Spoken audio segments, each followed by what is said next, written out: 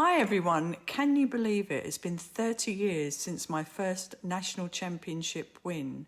And to help celebrate that, with a little help from my friends at BSN, we've done a 30th year director's cut of my national championship victory over Loree Jon Jones in the final. It's really something nostalgic for me to look back at, and I really hope you enjoy it.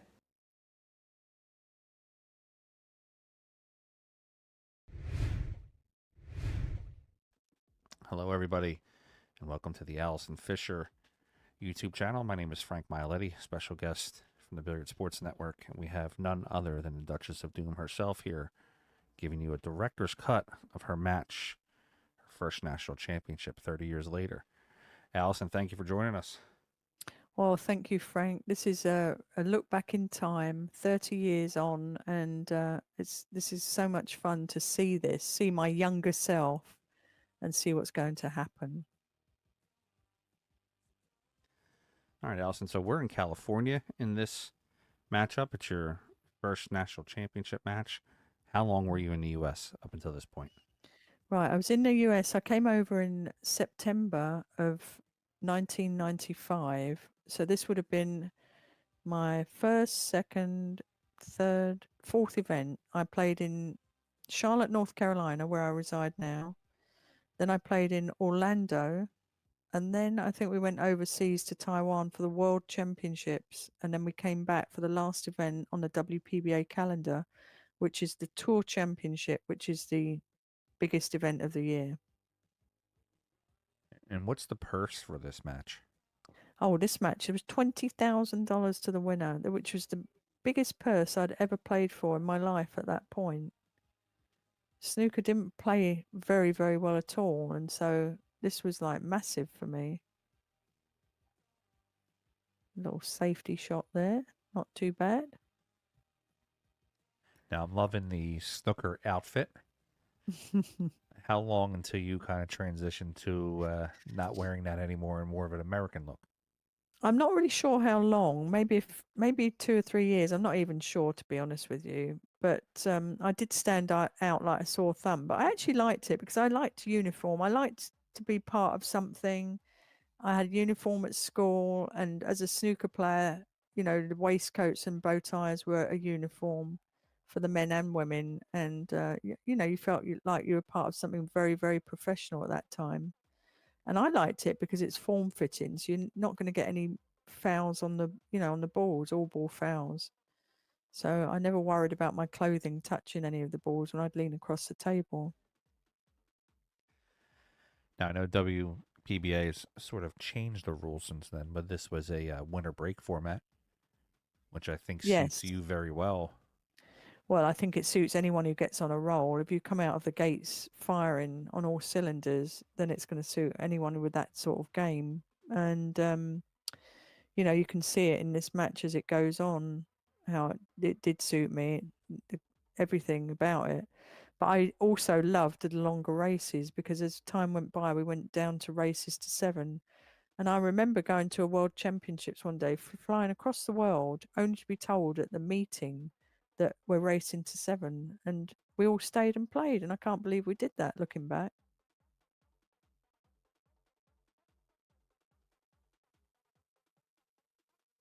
Because what you have to also understand, Frank, is my very first world championship win was in Sweden.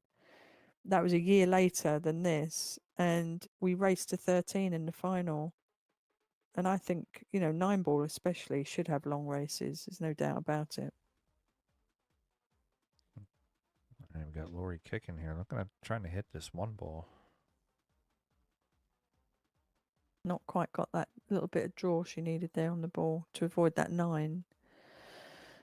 But she certainly had the all-round game, Loree Jon. She was a great player.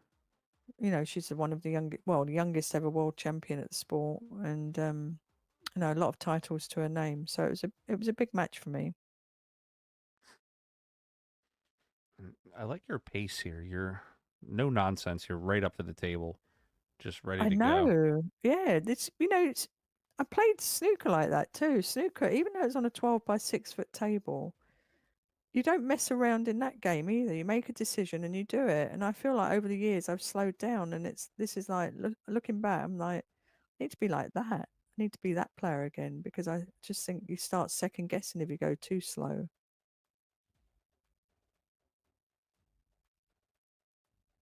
And who were you? What are you playing with here?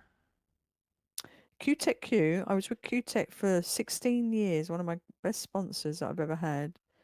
And that they started me out with the Earl Strickland cue before they made my line of cues. So that's a green Earl Strickland cue there with an SST shaft, which was fiberglass coated, which nobody could believe I was playing with. So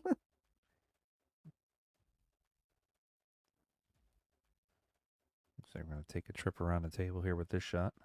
Yeah, it's a nice natural angle. This is betwixt and between this shot.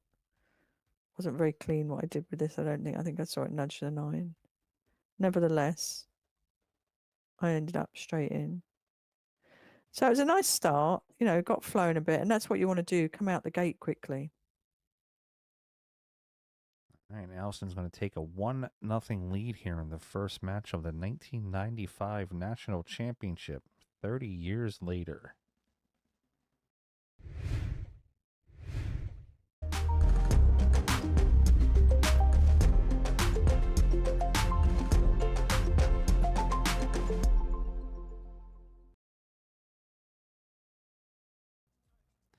All right, guys, make sure you remember to like, share, and subscribe here. Allison's up 1-0. You know what was interesting back then? I had no break, so to speak of. I felt embarrassed. I used to sort of break and sit down. I really didn't have the timing or anything. And no, I've never been the best breaker in the world because I played a cue sport where you absolutely kept everything still for the whole game. You never, put weight into a shot or moved no movement. So it was very difficult for me to get my head around that. That was looks like a nice weight there on that shot. Wow. I will say, looking at these racks compared to the way that you play now, you looked a little hurried back then. Now everything is very methodical for you. Yeah, I actually, it looks like here that I was never second guessing anything, which I actually feel I probably need to get back to. I think I've become more methodical over time.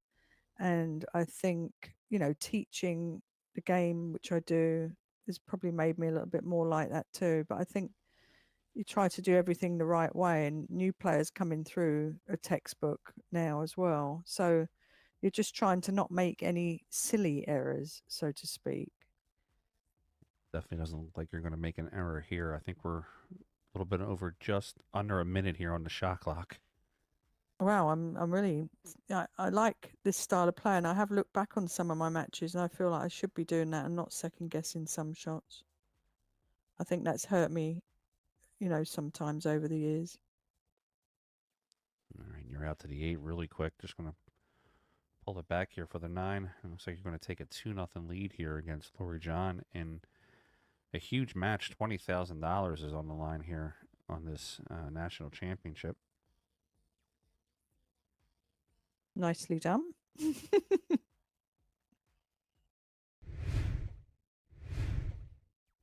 Yeah, back in those days, the winner of this event got $20,000. That's the most I'd ever played for in my whole life.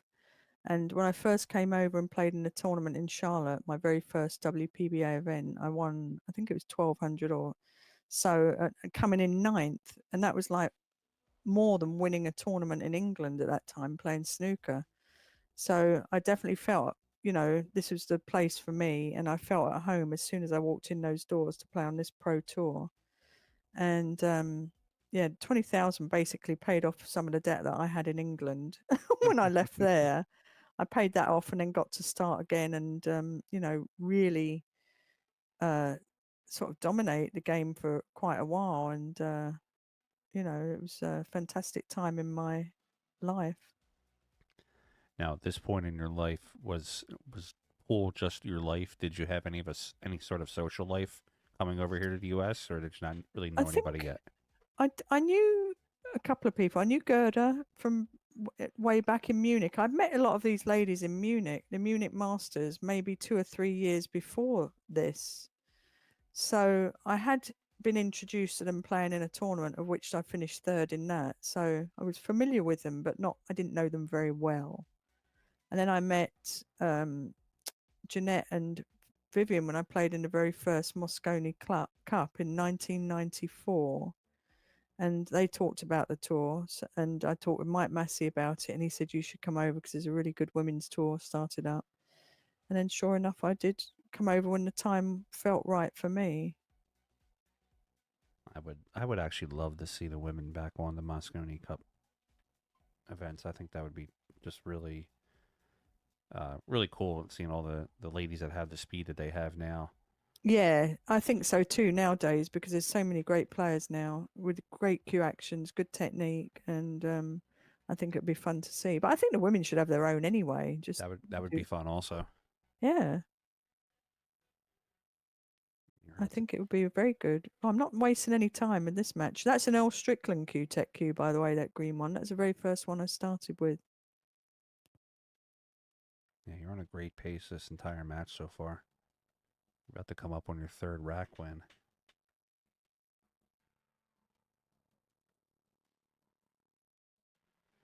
All right, Allison's out to a 3-0 lead here early in this matchup.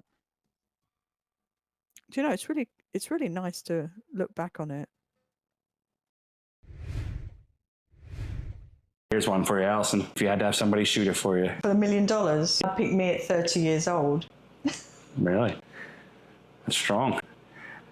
Do you think at that point that there was nobody that could touch that shot with you? Well, I would bet on myself, put it that way, for that shot. All right, we have 3-0 on the score here with Allison, and Loree Jon's going to look to try to get herself onto the board here in this matchup. You know what's interesting looking back too? It was winner breaks, and they changed that up because they didn't really want anyone really dominating a match. So this is the first time I didn't make a ball on the break, nearly made the one in the side, and Loree Jon gets to the table with a shot. Not an easy one by any means. But delayed reactions in the legs there. We're going to look to fix that in the later portion of our career. Yeah, exactly. Now, I think at this time, Loree, if I remember reading correctly, Loree was already a world champion 9-ball and a world champion 14-1 player. Yeah, she grew up with straight pull because I did an interview on Legends of the Cue podcast that I do now. And she grew up playing straight pull. And she was the youngest world champion at 9-ball, I think, as well. Maybe straight ball, I'm not sure. I think it was 9-ball. But yeah, very tough competitor. And she was one of the few Americans that I really felt had a really good technique, playing the game, a good cue action, good timing. And that's why she was so consistent. So you kick the one in and you have no shot at the two here. Yeah, obviously I wasn't trying to do that, but it looked good. Let's see what I've got up my sleeve for the next shot. Are you nervous? If you remember back to this time, are you nervous at this point? Well, the thing is, I was used to playing in front of a crowd from my snooker career. I had a really terrific snooker career, and I played it in front of many crowds over my life. And I probably was nervous because it was pool. It wasn't a game I was totally familiar with at that point. But I was enjoying it. I think it was a lot of fun for me coming over. It was like living in a fairyland, because it was all new. It was all exciting. It still is. I mean, it's still been a fairy tale for me this whole 30 years. But back then it was magical because, I was playing well. I was on my own trying to make a living doing this thing. I'd left home. I'd left England. So it was kind of exciting. I didn't have my parents around me. And I was out doing it on my own. So it was very exciting, I think. This is around the time in my life I was I think at this time I was about 14 or 15 years old. This is actually when I really started to discover pool. And where I was at in Philadelphia, every Sunday was ESPN would have pool on. So a lot of young men and boys at that time are watching football. I'm Yeah. upstairs watching pool. Yeah, well, in England, it's the same. We had soccer. That was match of the day on Sunday afternoon. So it's different for us. But this was a really great time in my career because I was 27 years old. I came over from England. I was like fresh as a daisy, looking forward to playing this new game. I really enjoyed, obviously, America, and the players welcomed me with open arms. So just everything was fell into place. It couldn't have been any better than it was. Loree's got 4 balls to get out here. And just like you, she's firing at everything. There was really no second guessing. No, it's interesting when you look back, isn't it? Were the pockets bigger then? Maybe because if these are home tables, maybe they were like the 5-inch pockets. I'm not really sure. I think the home tables were like that because that was the idea, and that people making balls. But I wouldn't say it was always like that every tournament we played. But this one certainly looks generous. So you have to really, when it's generous, you have to go attacking. You have to be confident and attack the table. All right, Loree Jon gets herself on the board and makes a score of 3-1. So, I hate to lose. Hi, everyone. If you like what you're seeing, please like, share, and subscribe to my channel. All right, so Loree's on the board here, Allison, 3-1. Nervous at this point in the match? Is there any kind of... No, it's early No? on in the match. Still early. A nice start for me. She didn't make a ball on the break there, I don't think. But it was a nice start for me, and I'm probably feeling good, judging by my pace around a table. And the balls, have been opening up nice, so it gets you on a little roll, and that always helps. Let's see what I do with this shot.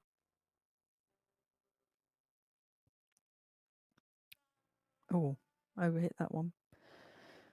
I was just curious to see if I was going to slice it down the rail, because obviously at this point I've been quite aggressive in my choices. But that was definitely the way to play it. Yeah, I think we're going to have to get you into some practice here and get you playing some better safes. Exactly. I think they got better over time. Yeah, I believe so. Yeah. Oh, she fell into my trap, though. Look at that. Had her right where you wanted her. Exactly. All right, so you have ball in hand here. And does the Allison... I'm sorry, go ahead. No, I was going to say, and this tournament was the end of the year. This was the very last tournament of the year, and I've got to tell you about the banquet that we had. I'd done quite well up until this point, and there was a banquet at the beginning of the tournament. I think it was the beginning of the tournament. And they called me up for the Dubious Achievements Award. So I was thinking, oh, what do I get for that? And they gave me a one-way ticket home. I said, I'll only take it if it's first class.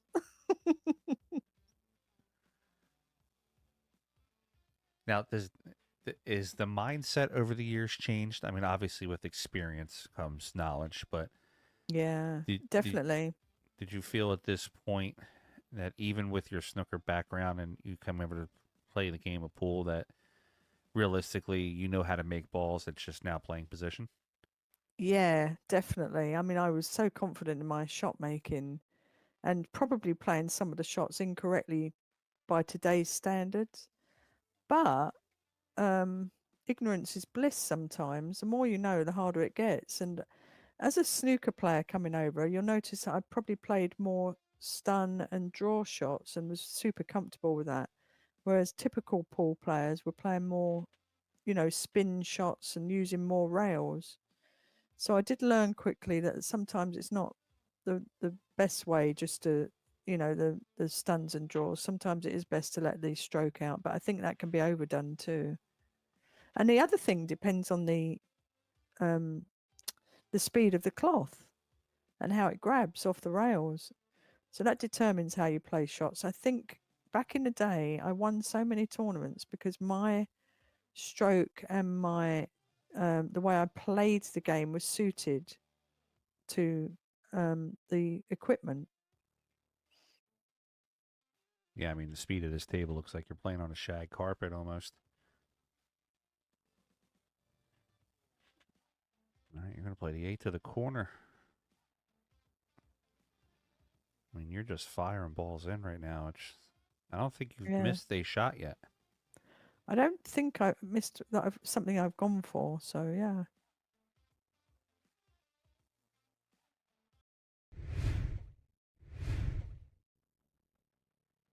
All right, guys, 4-1, Allison Fisher. Make sure you check out Allison's website. It's going to be going through a little bit of a revamp soon, but Allison has autographed balls on there that you can purchase. 2 racks in a row you've broken where you didn't make a ball in a break. Yeah, and the other thing about that, we're using a regular rack. Nowadays, it's a magic rack or a stenciled rack. And so you're definitely relying on the MC there, which was Steve Tipton, our referee too, trying to get a good rack. And that wasn't always the case. I'm not saying I'm not breaking well either, but he wasn't the best racker in the world. But it is a thankless task, I have to say. Who was your coach around this time? I didn't have one. No. That was one thing I probably should have done early on, is try to get a coach for the break and for all the shots like kicking and banking. The best thing I did was going on the road with Grady Matthews when we did a Battle of the Sexes tour, and we did about, what was it, 21 exhibitions east of the Mississippi. And I learned a lot from Grady. He was very helpful. Grady definitely was one of the best players and commentators too. Right, exactly. The professor. He did a New York Times crossword every day. Loree cut a really nice 2-ball in to get back on this 3. The 3 to the 4. Yeah, she looks possibly a little out of line now, but she should be able to play it in, just stun it. Yeah, or you could go twice across, couldn't you? Back and forth. See, that's a shot. Now I would have gone back and forth, I think. You know what I'm saying? If you go into the rail, out the rail, and then you land the right side of the 5-ball. Is Loree's taller than you, correct? A couple inches? Yes, yeah. She's about 5'7", I think. You can see she's leaning over, like you've used the bridge a few times. She hasn't. Well, I also like the bridge. Remember that. I came in from snooker. I used to practice 30 minutes a day with the bridge, so I was very competent. I never worried about playing with the bridge. Yeah, and you can see here, like you were saying earlier about how you were stunning the ball and going one rail. She's using her rails and spinning. Yeah, it's just a different way to play the game. And I'll tell you what, it cost me, the way I played it, cost me a couple of times in the big match against Vivian in the ESPN Ultimate Challenge, was I played a couple of shots like a snooker player rather than a pool player.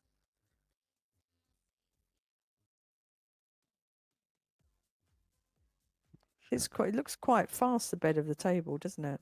A little bit, yeah. I'm just A lot of mesmerized times by we'd have. I'm sorry, go ahead. Yes. Sorry, a lot of times we'd have fast cloth, slow cushions. So that's the hard thing to negotiate, I think. But this looks like it's playing nice and even off both. All right, Loree Jon gets her second one. She's trying to close the gap here on Allison Fisher.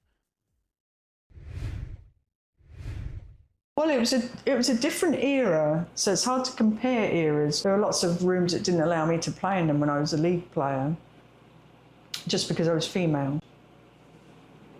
Santa Rosa, California. I was in the final and the winner got to play CJ Wiley. And I really wanted to play CJ because I felt like I was going to beat him, you know, because I was used to playing the top snooker players in the world at the time. There was no role model for me to say, oh, I want to be that woman there. So that was very interesting because I would say when I was a teenager, young teens, I want to be a professional snooker player. And they never said, can't do that. They embraced it and encouraged it. If you could give advice to a 10-year-old girl right now that wants to become a pool player, what would be the best piece of advice you can give her? So I'd be really to enjoy it, to really, I mean, gosh, I was trying to master things, but I think you're enjoying it, putting yourself around people that, you know, help you enjoy it, that journey. Listen to your parents, go to school, and then just follow your dreams. We have an ultimate goal, maybe, and then we have the little steps to get there, and then work your way up the steps. And don't be in a hurry, because there's plenty of life. Here we are with rack 7 and Loree Jon breaking, having taken that last game, and it's winner break format, so that's always interesting because that can be very one-sided sometimes.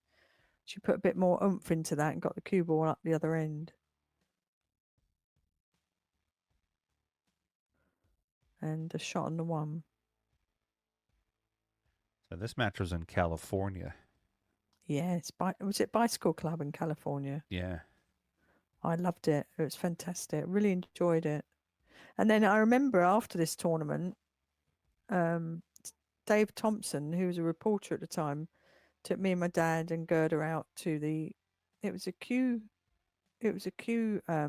collectors special event, and we went there and we drank champagne. We just had a fantastic night. It was really, really good. And I met more of the pool world in the form of the Cue Makers Association. All right, here you go, moving the cue down the table. Yeah, she had another scratch there. You know, it's a couple of times she scratched, didn't she, early on? Yeah, she scratched on the side on that one. I think both times she scratched so far has been on the side. All right, so you're 27. You're in the U.S. You're here and trying to win your first national championship. Yeah. What's going through your head right now? Just get out, or I mean, was your mental game back then as tough as it is now? Oh, I think so, definitely, because I'd won 7 World Snooker Championships, 4 mixed doubles. I was it was easy for me to get in a zone, always to focus. I think the key really is to have the mindset of to never miss an easy shot. So this is just another day in the office for you. Well, it looks like that, and I'm Yeah. sure it felt like that at the time. I loved it. You know, it's a love, it's a passion. And when you love your job, you can't wait to get at it, you know? I will say I've been following your career for many years. I don't think I've ever seen you at the table really visibly frustrated. No, I mean, occasionally we all play bad shots, but that's part and parcel of the game. It's never going to be perfect. But yeah, there are times I've probably been very frustrated, but I don't really show it much. And I think that can be And very it has been intimidating for your few. opponent too, not being able to rattle you. Yeah, I wasn't never easily rattled. You know, you just you hope to get back there and get another crack. You know, and that hasn't always been the case, but that's what you're hoping for, that you can get back to the table. And you have to be ready for that too in your mindset.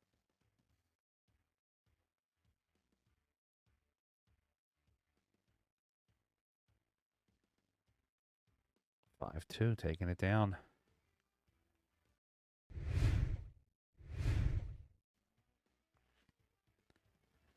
Guys, make sure you please like, subscribe, and to Allison's channel. We're going to have some great content coming for you soon. We have Allison's library that's going to be put into these channels, and you're going to be seeing some of her fantastic matches over her illustrious career. There's a good graphic for you. That year, Allison, you won 47 racks and 18 racks, and only lost 2. Oh, what, in this particular event? Yeah. Or... That's nice, isn't it? It's a nice way to end the tournament. You could see how the 5 and the 9 have stuck together. It's not really a good rack. Were you able to identify then, like breaking patterns? Like, Not really. no? I wasn't. No, not really. You know the basics, but you know. And I don't know. I just get on with it. You know, I wasn't sort of interested in if I do this, if I do that. You know, it's just let's play, let's be fair about everything and play the game. But you can't help if, and happens a lot of the times nowadays. Even that the referees, the racking, are not doing a very good job. When you get into world events, it's just not, the quality's not there. So you're going to kick at this ball 2 rails, looks like.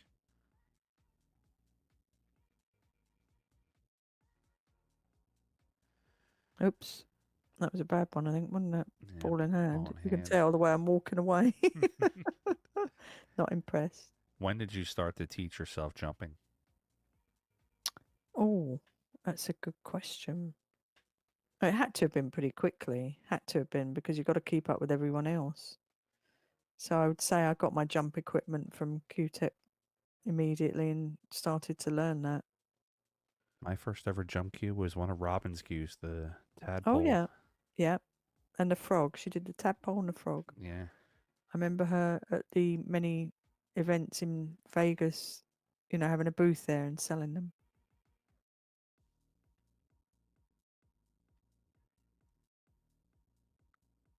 It's good to see Loree Jon back on tour, because then I'm not the only one out there from the old school. Yeah, Loree and you have been just years of excellence just going through and winning all your matches. I believe the graphic is you have over 60 WPBA wins. Loree has over Yeah. 30 title wins. It's amazing.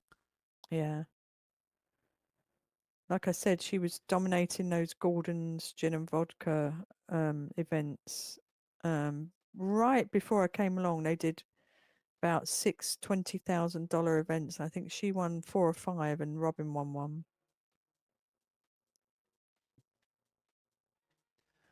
She's had a little trouble this matchup going from the left to the right rails. She almost scratched there. She scratched twice in the pocket. Yeah, I'm not sure what she was kind of trying to do there. Maybe come twice across. Where's that 6 ball?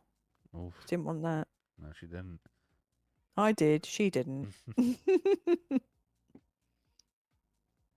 Now, the ladies, the WPBA ladies now are very, it's a very big camaraderie. They all kind of hang out afterwards and go to dinner sometimes. And was it the same back then with the Oh, tour yeah. days?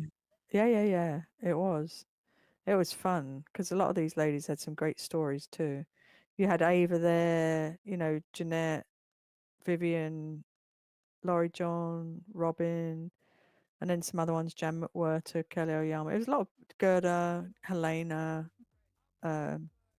Monica came in later on. Just a lot of really great people. Lots of funny stories. It was really funny back then. I won my second tournament my very first event was in let's see, the factory warehouse in Orlando. It was 2 weeks after being in America, and they said, "Oh, the winner has to buy all the drinks, for the party." So I did. I asked everyone what they wanted, and there was some sort of argument, kerfuffle over dinner about paying the bill. Some people not paying their share or whatever. There was an argument, so nobody sort of came to the party except Vivian showed up to get. She opened a bottle of Crown Royal that I bought and then took it away with her, saying, "You don't drink that, do you?" Typical. All right, and you're going to take a commanding 6-2 lead here in this matchup. Not too shabby.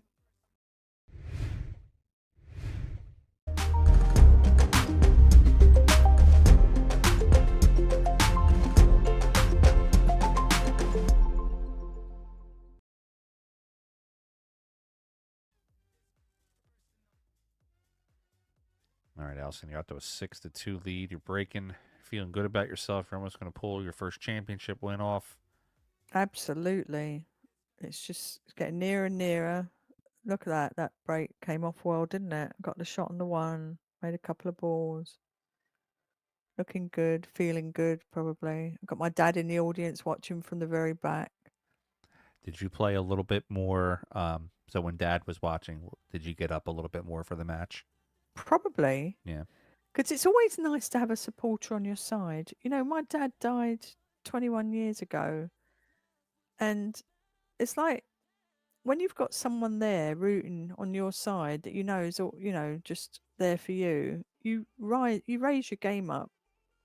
I used to do that with my dad there. So it was a big loss when I lost him. I mean, it was a really big loss. Well, I'm sure he's been following your career up there and being very happy with his daughter. Oh, I'm sure. But also, you sometimes never know how much somebody means until you lose them.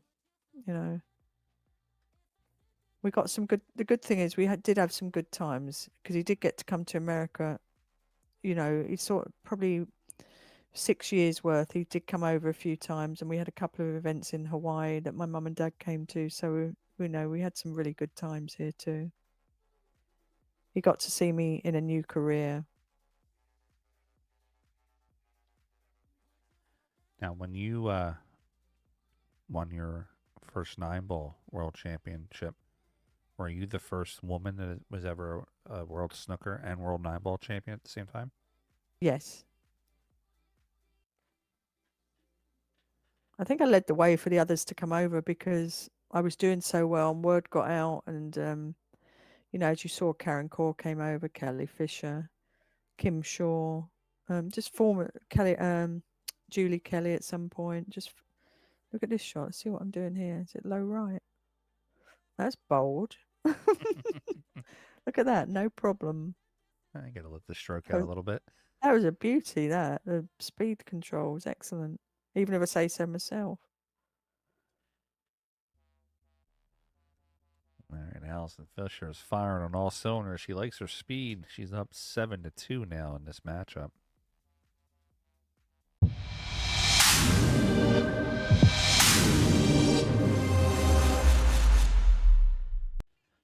Allison out to a big lead here, 7-2. Yeah. Allison, are you on cruise control at this point? Yeah, absolutely. Looking back, I look very comfortable at the table. And looking back, you know, we started to play races to 7 after the fact, but I like the longer race. It obviously suits me playing a longer race because you can really get into the game. When you race to 7, it's cutthroat, and then we started to alternate the breaks, so it was even more cutthroat. But I definitely like the race to 9. It's you can settle in more, you know, relax a little bit more. You didn't make anything on the break, but you didn't leave her the greatest shot here on the 1-ball. No, it's been like that, isn't it? It's good safety. Not quite there though. She's had problem with her speed control, hasn't she, in this? There's Craig Connolly from Connolly Billiards back in the day.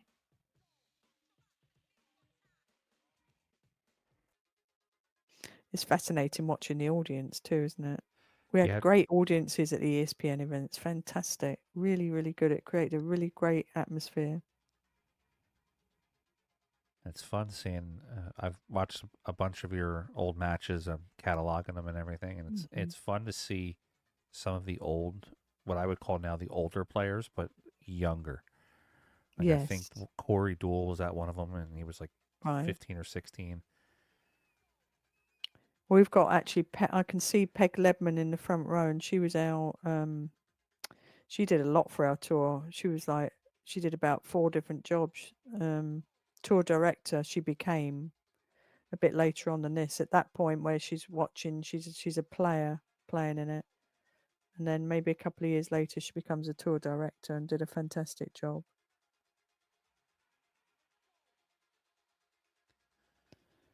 It took the village back then. Yeah, I mean WPBA is about to celebrate its 50th anniversary, and you know it's just a testament of all the ladies have just put the hard work and the grit into the events. Yeah, we're inducting Billy Billen into our WPBA Hall of Fame in November at the Dr. Paul Tour Championship, and she was instrumental early on as a player and representative of the WPBA. And I was talking to her actually at the last event in Colorado, and she has some absolutely fantastic black and white pictures of the players. It's really incredible. Billy's back in the day. a phenomenal photographer. Yes, really wonderful. So I'm hoping she'll show some of those when she gets inducted. You said it earlier, speed control. I would have thought maybe she would have possibly tried to let the cue ball go past, maybe try to make play the 9 while pocketing the one, but Right. Yeah, she came up short. I don't think she was playing for that 6-7 gap. Do you? Maybe no. Oof. it's all going wrong for her here, isn't it? Yeah, cue ball and the 2 come off the table. It's all going right for me. Not complaining. Yeah, I mean you're staring at a 3-9 combination here. There's Robin Dodson and her husband in the background watching. And then you see Vicky Paskey off to the right. Just and Ava back behind there on the right-hand side. Oh, look, she's going for the combination, the easy one. And Now I'm Allison on the gets hill. herself on the hill, 8-2. 1 rack away from taking it all.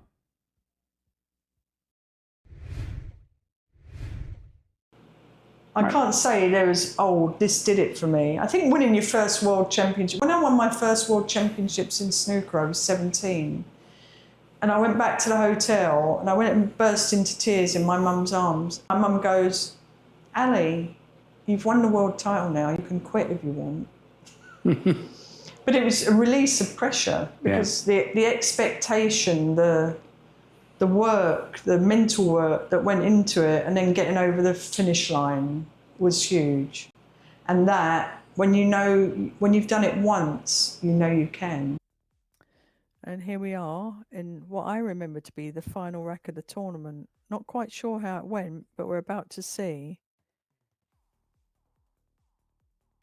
ESPN cameras flying overhead. Was that a distraction back then? Not really, because I was set in my ways of, that's a massive mistake there. I was set in my ways, my routine, so I didn't really worry about it. But I'd never had cameras like that around me as close as sometimes they were. But it definitely didn't distract me. It was never in my way.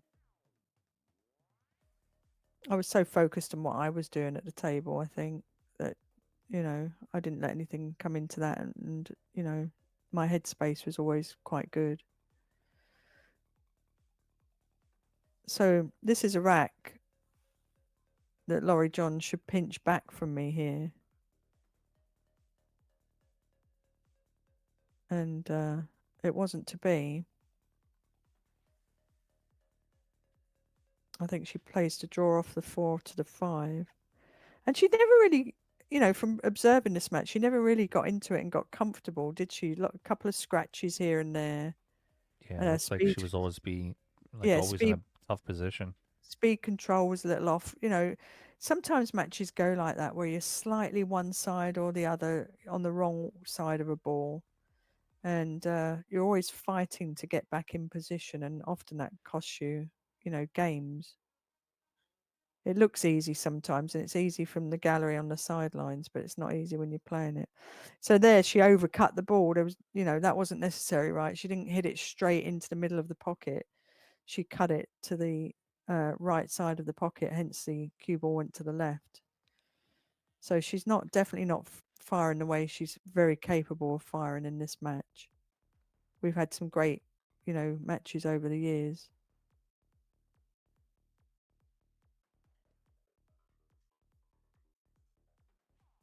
And that definitely didn't work out the way she intended.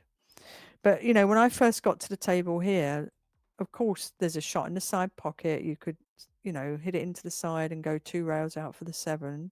Or you could play an easy safety. And those were the things that I was looking at initially. And then a little moment went by. And suddenly I thought, wait a minute, there's a 3-ball combination here. I'm looking at the 68 and the 9, and that's all I see. I think there's a hint of a smile on my face too. But anyway, this is what I went for, and I'm surprised I did it, but that was the thing that stood out, and there it is, the national championship winner. It's absolutely amazing to see it 30 years later. So fun. Sigh of relief at that point when you won? Absolutely a sigh of relief. And look at me, all I want to see is my dad. I want him to come down from the audience. He'd come over from England, first time in America. And there he was watching his little girl win the national championship. So he finally did come down. And that's quite a poignant moment. And that was really one of my favourite memories, actually, of any of my wins over here was that moment. There's Susan Dasher and just lots of lovely faces from the past that I remember on tour. So it was really nostalgic looking back. And I'm glad we had this to enjoy with everyone who wasn't there at the time and can hear this.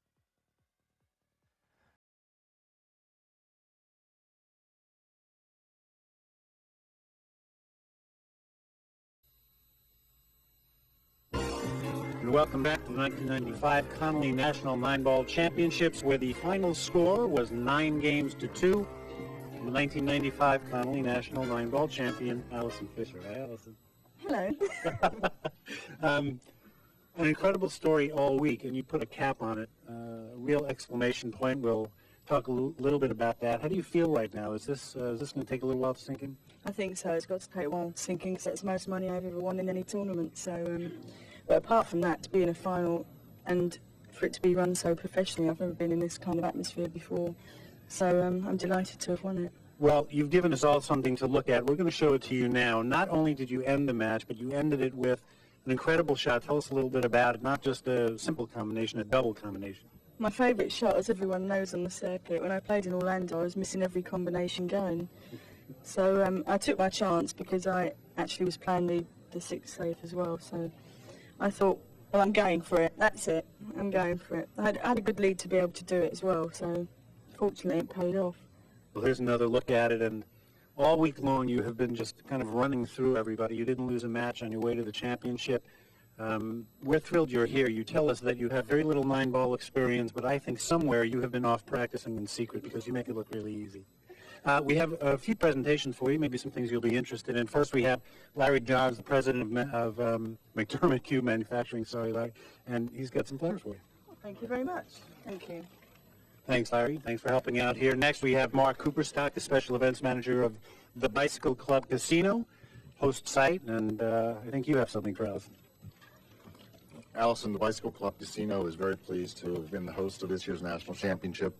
And it is indeed my pleasure to present to you on behalf of the 2,000 employees of the Bicycle Club Casino the Champions Trophy. Congratulations. Very impressive. Thanks very much. And thank you, Mark. And next, Blake Lidstrom from the Connolly Billiards Company. And there's something you probably want here as well as this little trophy. Allison, on behalf of the whole Connolly team back in Arizona and all our dealers across North America, congratulations on a super tournament. Thank you you deserve very it. much. Thank you. Great tables. I'm sure you can find some place to put that. Thank you, Blake. Not much else to say. A great championship. Welcome to America. We love you here. We're throwing things at you. A small check, a lot of money. Congratulations again. Thanks very much.